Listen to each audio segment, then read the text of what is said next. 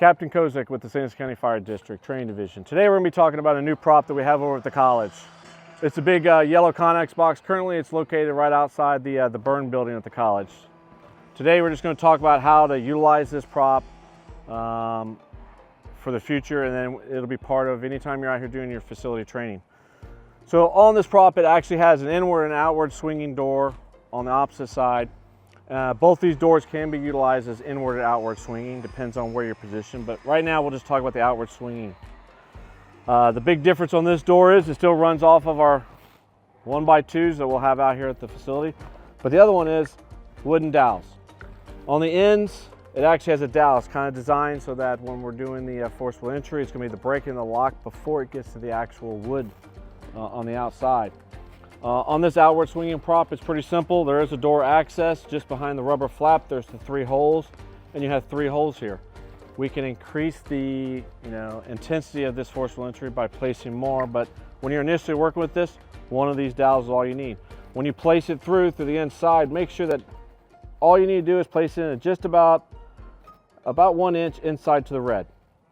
All right, any further than that, we're just going to be burning through a lot of wood. We don't need to drive it all the way to the end, just about 1 inch. So once we get that door closed, we drop our dowel in, look for it, drop it in about 1 inch. All right, follow that up with our 1x2. If we're wanting to increase this, we can add a second one in. Now we can treat this like any other outward swinging forceful entry door. The only thing to pay attention to, anything that's really marked in the red is where we don't want to be utilizing our tools. So clearly we should be 6 inches above or 6 inches below. This is our area where we're making our forceful entry. We're still going to be able to make our gap, drive the tool around, or the adze and or the forks to make this forceful entry. As we move over on here also, it's got the window. It is designed so that on the outside, initially there is a set of burglar bars. We're not really going to be placing the metal in here, but we could. It does operate on 2 of our 1x2s. All right, simply with our adze, we can make our force, pop these loose. And then it's on the hinge on the opposite side. We can hinge this out of the way. And then we have our actual VES style window with the plate glasses. Very similar to everything we've had out here at the college already. All right, we remove the glass, tops and bottoms. Sash comes out, making our impact strike somewhere near the attachment points. It's held in with, once again, a dowel and a dowel at each side. All right, so we can repeat this process over again. Resets back in, they snap into place just like the one we've had here at the college this entire time. When we get inside, we'll see how this prop works for VES for us. As we move down, the next prop they have out here, this represents cutting through security plates on locks. So imagine this is that large plate that's on that security. Behind it is our deadbolt and our locking mechanism. Our cut is between the 2 yellow points. This represents using our K12 to cut down through here and ultimately drop in to where there's a rebar. The rebar places through into the holes. So to get it set, place it in, slide our rebar in, just about 1 inch inside the prop. All right, if we're going to place the top and the bottom lock, we can put 2 pieces in here. We lock it down with this handle. Our 2 other handles where we'll lock down the metal plate. And now we can make that cut, and these rebars represent the deadbolt and the locking mechanism here at the bottom. We're done. All right, rebar will fall out, loosen this up, we can slide it in, loosen up our metal, and slide it over another 1/2 inch. We're just making about every 1/2 inch a pass. All right, we just continue through this process. So this is basically for our commercial style doors. Here towards the rear of the Conex box, you'll notice what looks like 3 hinges. These are for hinge pulls using a Halligan. The prop works very simple. Once again, it operates on the dowels. So I can literally place my dowel in here through the hinge. I only need to push the dowel through about 1 inch. I can drive my forks over this portion right here, begin to pry out, snapping the dowels representing the 3 hinges. So this would be for a hinge pull that you might do on a commercial door. All right, this would be a great ability to practice that. They are solid plates on the inside. So once you're all done, pull it out, drop it back in, drop your dowels right back into the position, and you can just repeat over and over again. All right, just the important thing is, make sure when you pull your dowel through, it's only coming through just about a 1/2 inch to 1 inch through. That way we can get as most use as we can out of the wood through this process. All right, as we work our way around the rear, we'll see the other forcible entry door.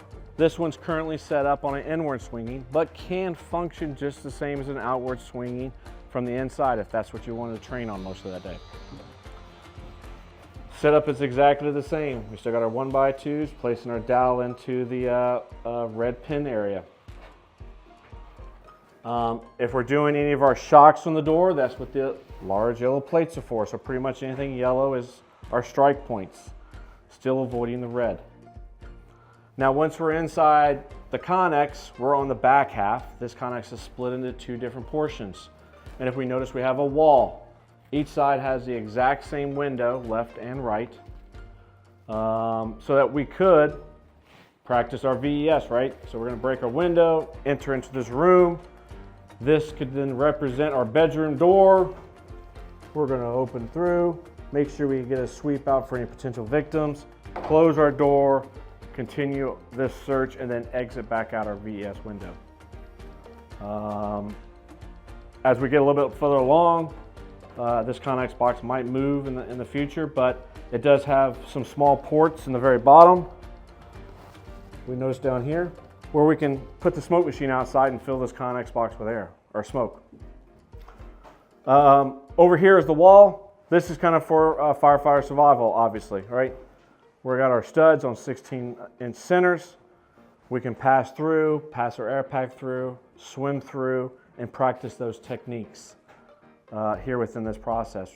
So you might VES into here, there was an issue, now you have to breach through this wall. Ultimately in the future is designed to place a piece of drywall over, a piece of 4x4 drywall, and you can breach that drywall.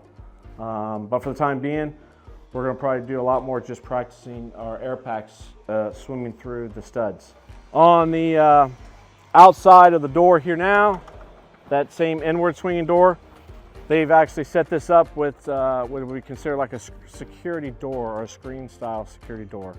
Not something we have a lot here in South Florida. Most of our screens are very flimsy, but if you choose, same thing. I can actually set my 1x2s into the frame.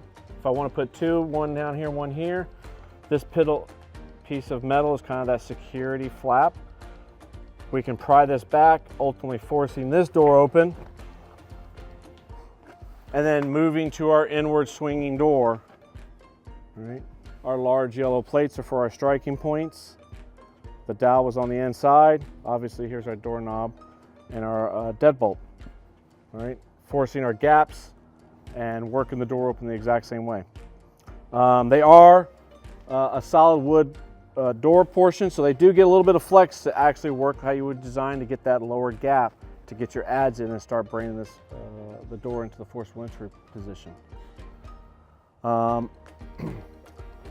If you end up utilizing this, it's a sacrificial piece of metal. All right, you would just bend it back using your Halligan, and we'll just keep doing that till this is finally damaged at that point, and it would end up being replaced. Once again, the exact same window on the other side. 1x2, 1x2, a burglar bar, all right? Our exact same windows with the sash and our glass panes that can be removed. As we get all the way to the very end of this process, of this Conex, rebar. All this is a rebar tree. We can simply place rebar at multiple different angles for low cuts. We got another tree up higher for high cuts. There'll be a lot of pieces of rebar out here. What you just do is place your rebar through, ultimately crank her down tight. You can make your horizontal, vertical, and angled cuts using the K12 so that we can get some training done with that. Possibly here in the future, we'll be working right here. This is designed so we can just put chain on it and work on cutting chain. And some techniques with that. There'll be some more videos coming out related to that. The big thing I want everybody to kind of remember, the college did provide this out here, so the students will be out here from time to time, but majority of the time this might be something we're utilizing for our training through the facility. There is this yellow one on the property near the 2-story right now. There is a tan one. That tan one is law enforcement only. So the yellow one is us. We're gonna have wood supplies here. Make sure when you do complete your trainings in the day, close up all the doors. More than likely place a pin in each one of those doors to keep them closed. That way keep any rain and weather from getting inside these Conex boxes while we're not here during downtime. If you have any other questions about the prop, if you're gonna be doing training, reach out to us. If we're available, we'll definitely send somebody to the training division to come out and assist during that day. Like I said, it is in front of the burn building right now. The only thing you'll have to compete with is the fire students. So just be aware of that. More than likely, we're able to park in a way and actually access this and not be in the way of them, but just be cognizant of that when you're out here. There are a few more things that we can do with this Conex box, but today that's what I want to cover as a bunch of the basic stuff. Like I said, if you have any questions, once again, reach out to the St. Lucie County Training Division. Have a good day.